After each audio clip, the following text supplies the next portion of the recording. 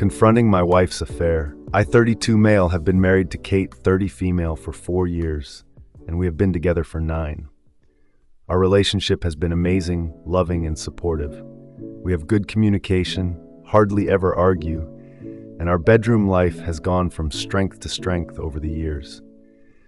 We discussed cheating in the past, and I was always clear that we would be over if it ever happened. Kate went home to visit her family last weekend, which was fairly normal. Before she left on Friday night, we had a minor argument about keeping the house tidy, so our communication was limited on Saturday. However, I knew she was going out to meet some friends at a bar. I trusted her 100, so I didn't think anything of it. Before falling asleep, I texted her, saying I hope she had a nice night. When I woke up on Sunday morning, I missed Kate's call at 4 a.m., so I immediately called her to check if she was okay, but there was no answer. After a few hours, I tried again a few times, but still no answer.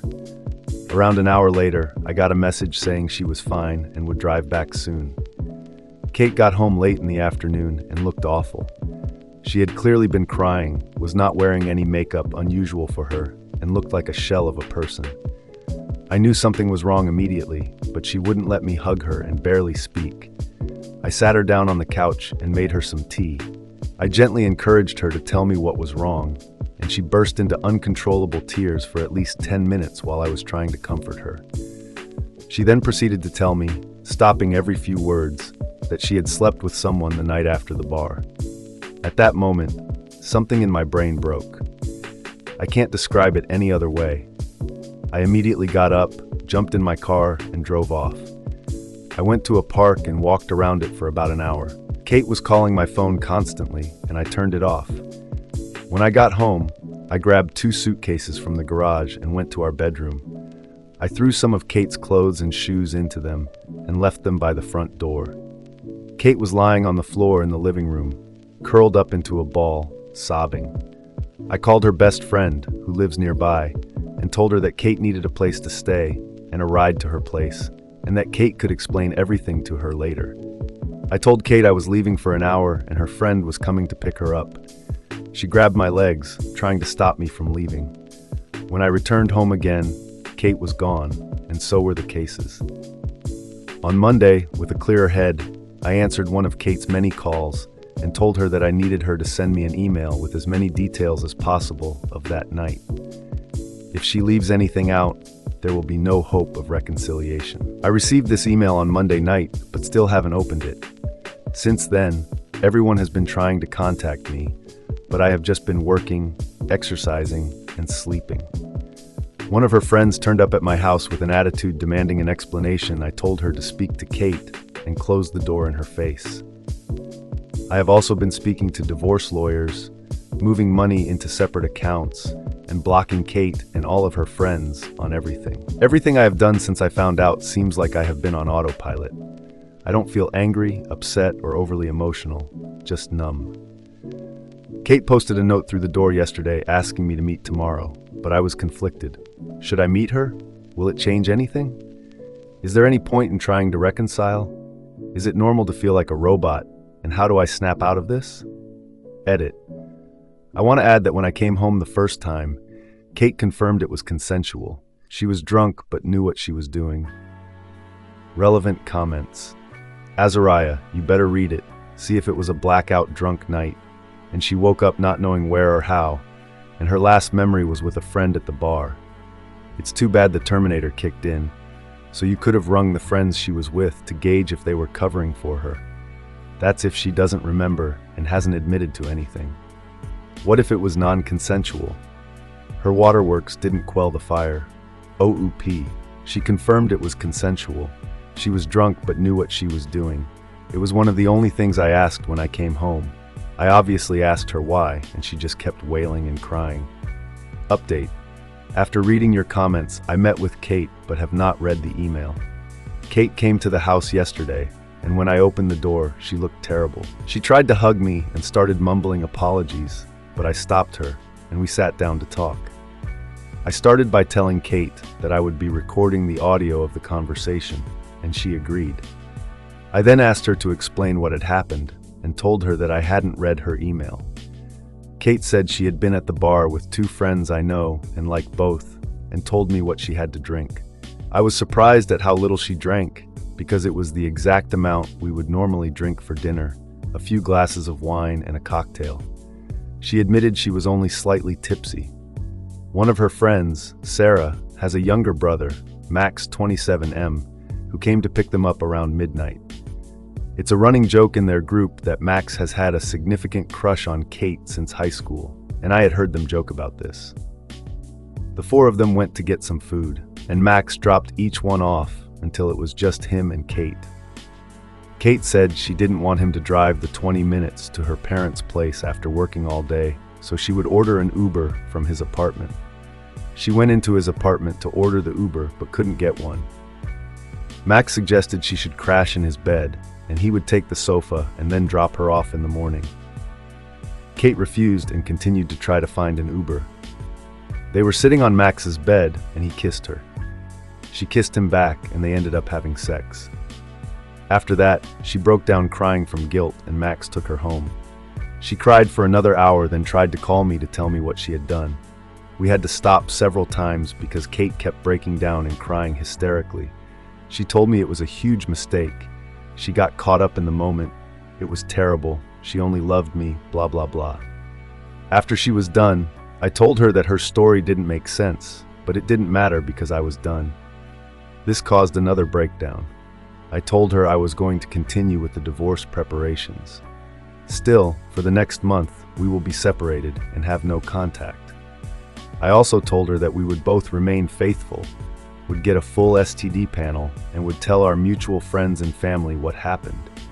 If she sticks to these conditions, I would be willing to meet again to see if there was any way forward other than divorce. She enthusiastically agreed, but clarified that she did not expect me to stay faithful to her. I know many of you will criticize this decision. Still, after I have had time to process everything that has happened, I need to be 100% certain that divorce is the right option. I am still 99% sure that is where we are heading, but I need to be 100% certain. Relevant comments, clear-headed 1. Should you reach out to Sarah and ask for her side? Especially if you decide to give your wife a chance, the mandatory requirement will be no contact with Max at all, and this your wife has to accept. This may mean the end of her friendship with Sarah if Sarah cannot accept her brother being persona non grata around your wife. And somehow, I get the feeling Sarah may have set this up.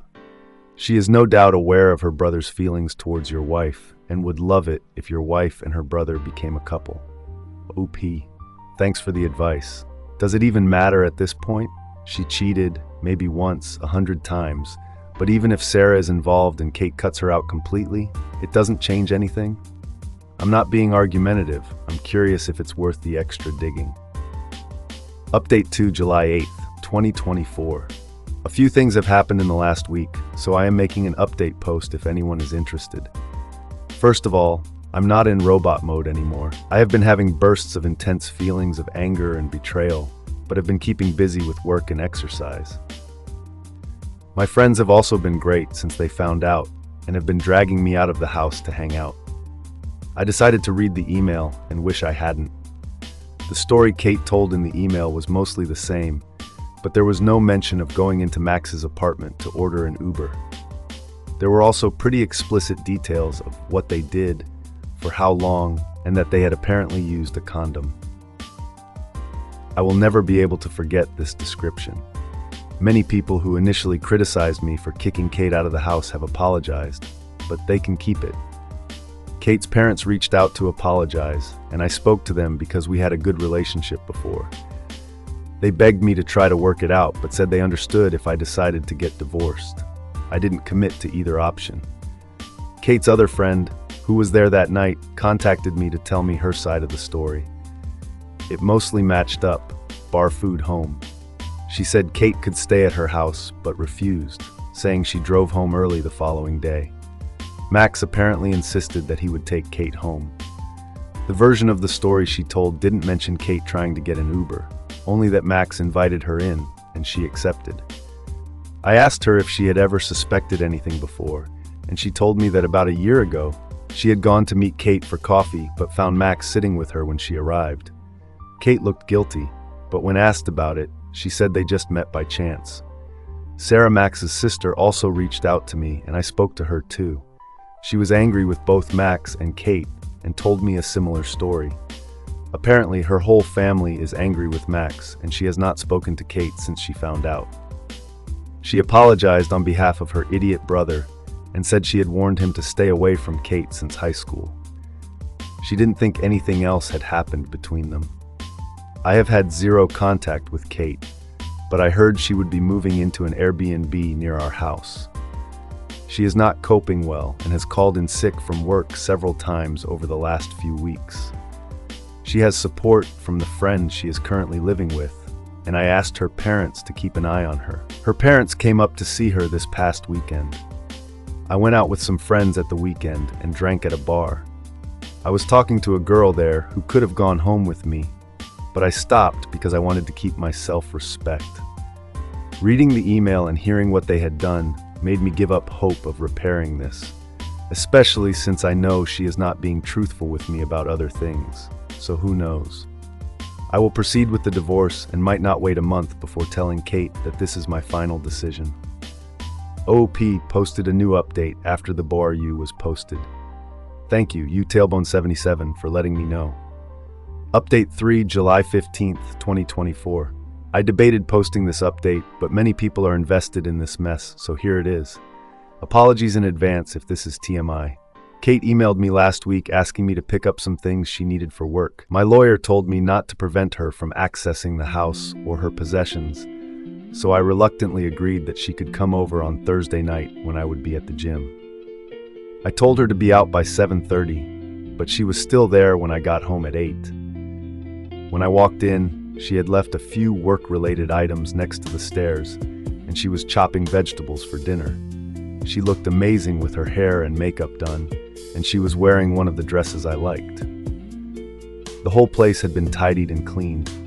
I calmly asked her to leave immediately, and she went to the door but stopped and asked if we could speak. I should have said no, but I eventually agreed. We sat down and talked for around an hour, jumping from topic to topic. Again, I told her I would record the audio, and she agreed. I started by asking her if she had kept her side of the agreement we made the last time we spoke. She said she had taken an STI test, which was all negative, mine was too, thankfully, and a pregnancy test, which was negative. She hadn't been with anyone else and told a few friends and family what had happened. Many were angry and were not speaking to her. I asked many questions that had been turning over in my mind for the last few weeks. She confirmed that her reason for going into Max's apartment, the Uber story, was BS. She said he invited her in for a drink, and she agreed, knowing at some level that something was going to happen. She can't explain why she did this other than being selfish and enjoying the attention. She also confirmed that she had texted Max a few times over the years because he would shower her with compliments and make her feel good.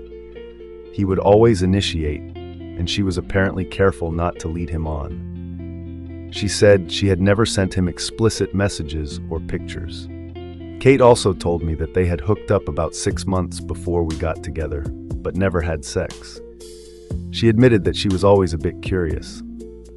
Her story about being caught at the coffee shop was that Max texted her asking what she was up to, and she told him where she was. He then turned up. She swore this was the first time they had done anything since we had been together. She said nothing was missing in our relationship, and she hates herself for ruining her perfect marriage and causing me so much pain. I told her that I still didn't believe her story and that there was no point in continuing the conversation. She calmly asked what she would need to do to make this right, offering up her phone, location sharing, not going out without me, etc. She had clearly been doing some research. I said that I had no plans to become her prison guard, especially when I would never get over the betrayal. Things then took an unexpected turn, which caught me entirely off guard. She asked me to turn off the audio recording because she had something private she wanted to discuss and didn't want other people to hear it. I refused, and she reluctantly continued. She asked if I had been involved with anyone else sexually since all of this happened, making it clear she was okay with it. I told her no, and she said that I must be going crazy. We used to have sex almost daily and started talking dirty about all of the things I could do with and to her. This involved a lot of kinky things that I had wanted to try or had only done a few times. She said she wanted to meet my needs, even if we did not get back together. She said we could have as many threesomes as I wanted from now on, or we could be open on my side only, and she would even find partners for us, me. She was trying very hard to turn me on, and I stayed silent until she asked who I wanted to have a threesome with. For some reason, I mentioned the name of her coworker, who is 5 years younger than Kate and a total knockout. This surprised her, but she was too deep and asked me what I wanted to do with her. I went into detail about a pretty hardcore scenario. Kate was encouraging me until I said she would just be watching. This again caught her off guard, but she went along with it. Later on, I realized that I only said all of this as a petty attempt to hurt Kate, which I don't feel good about. She was obviously convinced that her plan was working, so she pulled up her dress and got into my favorite position on the couch, begging me to have sex with her. I'll admit that for a few seconds my body reacted even though my head was not in the game. Everything suddenly came into focus, and the content of her email came flooding into my head. I can't explain why, but I started to laugh, not just a chuckle, but a full-on belly laugh. She looked hurt and moved away, then started to cry. I told her it was time for her to go, and she left quickly, probably due to the embarrassment. I also said she needed to hurry up and get a lawyer because we were getting divorced. The post-nut clarity after she left confirmed that I had dodged a bullet. I have a meeting with my lawyer later this week and want to move forward with the divorce as quickly as possible.